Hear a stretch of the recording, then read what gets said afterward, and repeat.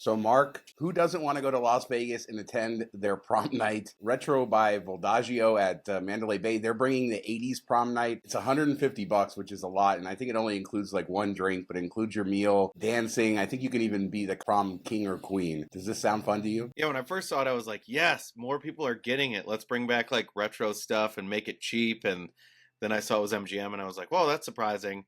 And then I saw the price and I was like, okay.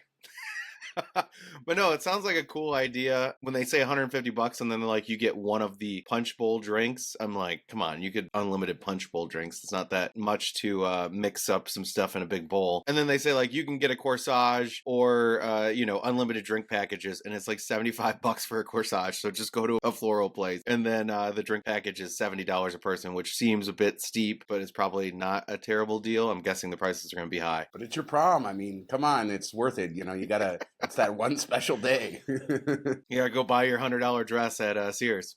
So,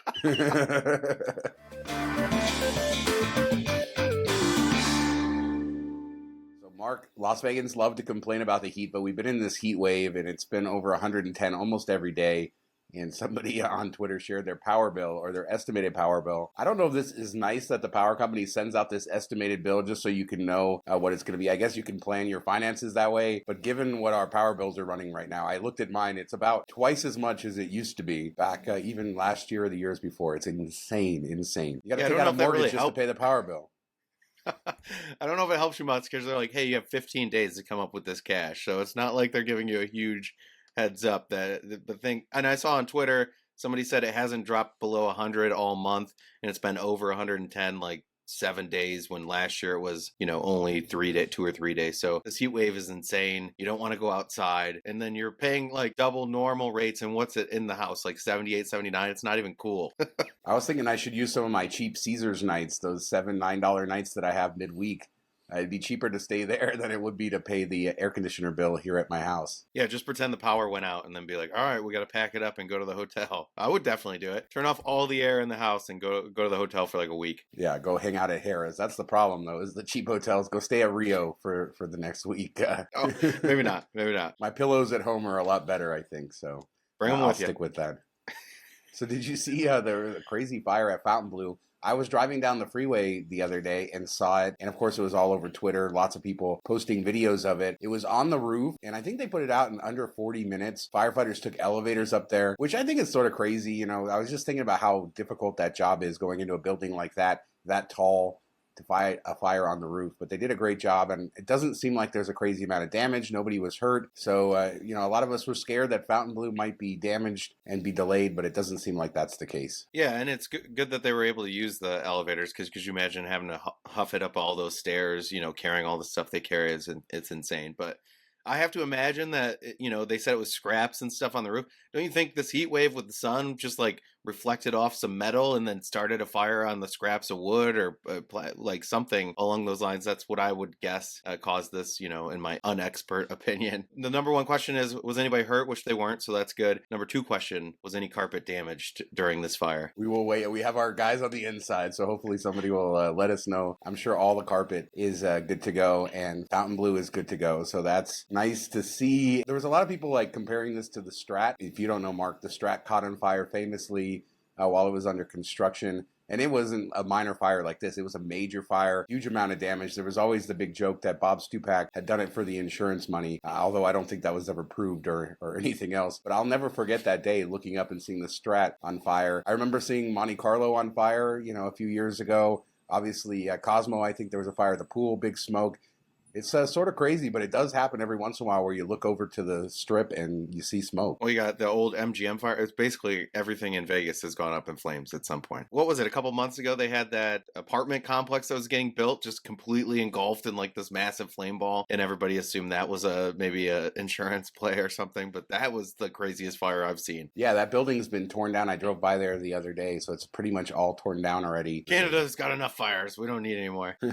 So Westgate is in the news with with their Christmas suite. Yeah, it looks pretty cool. I watched the video, the news went there and took some shots of it and everything. And it's just like everything you would expect at Christmas. They have wreaths everywhere, a Christmas tree, decorations, ho, ho, ho above the bed. Everything's red and green and plaids and all that stuff. And there's like even a little fireplace mantle all decorated up. So if you love Christmas and you get kind of jonesing for it, they say it's going to be all year round, not just like a Christmas in July and then bring it back in December. Like they're going to leave it like this. So that's pretty cool. Yeah, I love it when places try to differentiate themselves. And, why not do this? I wish more hotels. I mean, Christmas is a weird theme, but it's universal, right? So, We have the store that's Christmas all year round up here in Michigan, Bronner's. They even have a billboard in Florida for some reason. But yeah, you can go in there and buy Christmas decorations and get your name on an ornament and all this stuff. And it's 364 days a year. Go to Bronner's. It's Christmas. I've been there. It is a crazy store. But yeah, Westgate Christmas rooms. Let's see what's the next big themed room maybe for the next casino to think of. What would be a cool themed room for people to visit year round? I'm surprised they didn't do a Barbie one like 6 months ago to try to make some money off of that. Maybe Circo will keep their Barbie stuff going with a Barbie themed room. I think that would be neat for sure. Yeah, that'd be cool. All right, so it wouldn't be MTM Vegas without carpet, but I just wanted to do a quick update on the New York carpet we talked about a couple of shows ago because it's now been replaced. We talked about how they were starting that, and you can kind of see the old versus the new. The new is a lot more colorful, a lot more modern. The old was that industrial design, and thanks to people who sent us that and posted it on Twitter as well. So yeah, there you go, New York. It looks brighter, got high ceilings like you love. That casino is made for you. Yeah, I do enjoy that casino, and I never really paid attention to the carpet. Like when you see it from above in some of the pictures that I'm sure you're throwing up on the screen, the new stuff definitely looks like Empire State Building, like it pulls in the New York theme, which I think is better. The old one didn't have anything to do with it, didn't look like it fit really. I mean, and you notice that when machines are taken out and you see it like a blank area, it looks like seashells or something. It's very weird now that you think about it and take it in without anything obstructing it. Feels like a 90s, industrial interpretation of New York, the old carpet does. But yeah, good to see that. A great casino there. So the Sphere, real quick, we could talk about that. Somebody sent me this picture, and he claims that there's dead pixels all over the outside of the Sphere. And you can see the picture. I'll put it up. I'll throw it up on the screen. But there's these white blotches, and I'm assuming that's what he's talking about. I haven't heard anybody else mention this, so I want to throw it out there, see if anybody else has noticed dead pixels. We also got a video of the inside of the Sphere with the screen testing on the inside. And a couple takeaways from that. We can't really see much, but that screen's going to be incredible. I mean, the way it goes over you and everything. But that stage is small. Like it looks like a tiny stage. Yeah, it looks, pretty small. But it does look like all the seats are kind of on top of it, which is nice. Like it should be, like it goes up, which makes sense in a Sphere. But that it goes up more than goes back. So you're not, you're kind of involved in everything. And I almost feel like at the top, you're going to be like right under the ceiling with all the lights and everything. It might be better if you're still getting good, views from the top, but who knows? What are they going to do if you have a bad view? They can't put a picture of Bono up on the whole screen. That'd be really weird. Yeah, it'll be interesting if you're down low. You're not going to see nearly as much of the screen, right? Because it's going to be mostly behind you. So I wonder where the sweet spot will be, whether it'll be high up or towards the back of the orchestra bottom. I don't know, but it's good to see that screen, and it's, very impressive as we expected. Hopefully we'll see some demos with some actual stuff, not just the lines soon. As for the outside and the dead pixels, I'm sure, we saw Allegiant Stadium when they opened their screen on the side of the stadium. It took them an extra couple months because there was a similar issue where there was dead, spots and they had to fix it. So maybe that's what this is, or maybe that's just part of their routine maintenance, or maybe on something that big, you're just going to have a couple dead pixels. I don't know. Yeah, I don't know how you go up and fix that. That's going to be a pain. Yeah, for sure. But I really am looking forward to seeing what the experience is on the inside now that we've seen that they really did deliver what they said. We talked, a month or two ago about how Formula One was coming and shaking down the county and saying, we want you to pay for more of the construction work after it had already started, and the county agreed to negotiate, but I haven't heard anything about that since then. But a story came out in the New York Post saying that Formula One is going to all the businesses along the strip, like the bars that are out on the strip and anything basically with a view of the course. and they're saying that you got to pay $1,500 per customer up to your maximum occupancy in order to be able to have your views of the Formula One race. And in the article in the New York Post, it even says that maybe they're going to shine lights at your viewing area. They'll build obstructions. They'll do all of this stuff to kind of keep your customers from seeing it if you don't pay the $1,500 a person. I was in the Grand Prix in Macau, which is not Formula One, very similar. But what I really noticed going around there was how they blocked off every viewpoint that wasn't from the stands. Like they have pedestrian bridges there. They put up big wooden panels to block you from seeing them. And I expect that this will be very similar. But $1,500, I mean, what are they going to do? There's really nothing that you can do. I mean, you're going to charge $2,000 a ticket to go sit in your bar and watch the race? Yeah, it's a crazy amount. And that doesn't even include like people at the back part of the patio that don't really have a view, just kind of want to be out there for the atmosphere. They're not going to see it. You know, you can't charge them $1,500 to be in a back corner, not seeing anything, just hearing cars going vroom by. So I don't know. It's just greed.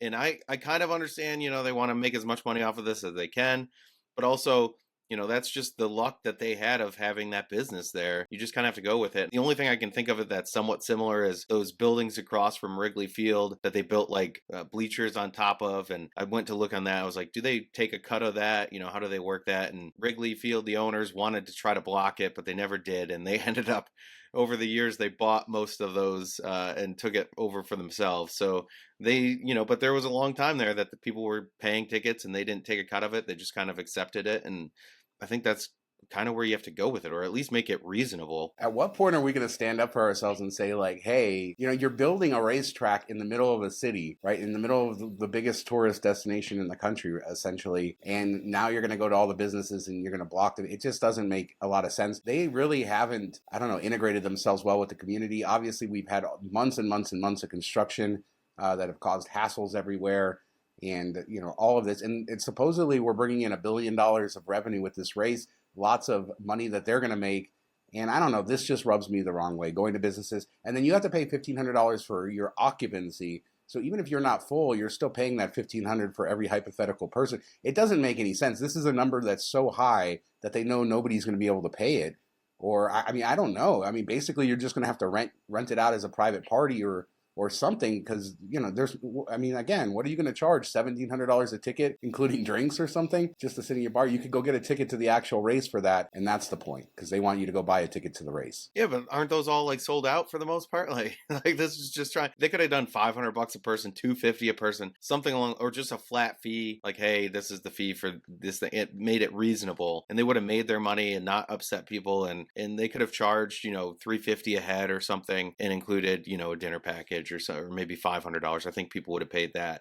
So they could have, you know, found that sweet spot. This is just going over the top. Maybe they'll negotiate it down. But I kind of feel like, hey, you're coming to this city. If those people have a patio overlooking it, you just have to go with it. Like you're going to get the fountain shooting in the back. You're going to get the sphere as part of your race that's going to make it special. And that all came with the city. So you got that. So you just have to give a little bit too. I think the Formula One is the new mob, right? I mean, they're the new mob in Las Vegas. They've come in, they've taken over, and now they're shaking down everybody. You know, I'm excited for it, but they deserve to be shamed a little bit for this. And people out there in the comments, have you heard of this, like, happening? Does this happen in other cities where they do this? Have you heard about this for other sporting events? The race is going to be fun, Mark. It's going to be a great night. We can't afford tickets to the race because we got to pay our power bills.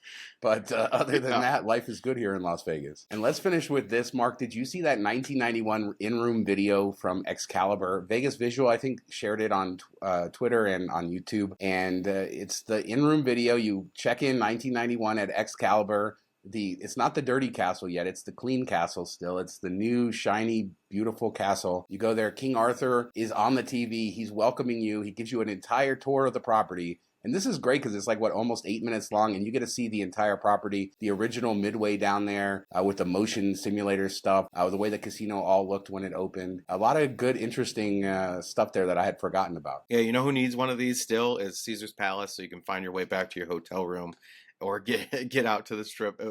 But no, there's so much to love about this video. You know, 90s, it starts off with the big 90s hair, which is perfect.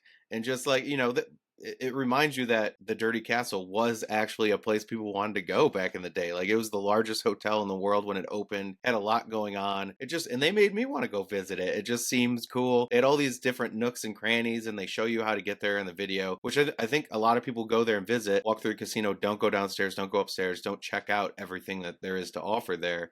And there's hidden, restaurants and shows and all that stuff. And a lot of it goes unseen. So I think that these videos were useful back in the day. Even get to see coin slots dropping out, a bank of payphones on the wall. It was majestic. I mean, that's where I used to go as a kid. I used to stay at the Trop, and we'd cross the street. And that's even before the pedestrian bridges were there, so I'd almost get killed. And that's the place I would visit, like exactly in that video. And it's so cool to see it. And you have King Arthur. He's dressed up, full theme. He's doing the whole 90s acting thing like you would see like at an amusement park ride or something like that.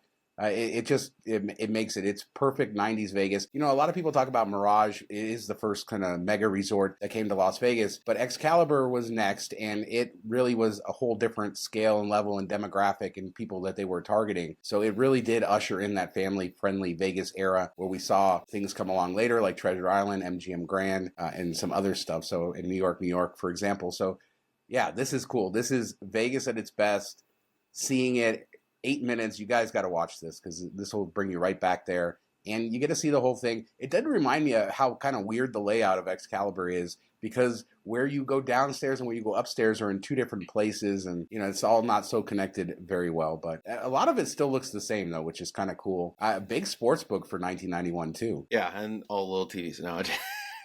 But I didn't notice or I never realized, I don't know if it's still there, the video ride, and it was the first one in North America to have that. And now you see those in theme parks everywhere, and it's very common. But back then it was probably like mind blowing to go there and do that. Ed, did you ever ride it when you were a kid? Yeah, all the time. I was excited to see the footage in there. I don't remember when they took those out, but it's been a long time since they did. And these were the very kind of early ones. Not Star Tours. Star Tours was already open by then, but just think about like a technology level below Star Tours. But yeah, just basically a thing that shook with a very blurry screen. But yeah, it was cool. It was family-friendly Vegas. It was the clean castle, and I'm sure all of you guys remember that. Share your memories down in the comments below, and we'll talk about everything we discussed on this show. High power bills, the Fontainebleau fire. Let's discuss everything we talked about. We do 2 shows a week, Tuesdays and Fridays. And we'll be back in just a couple days with another show. Thanks so much for watching. Talk to you next time.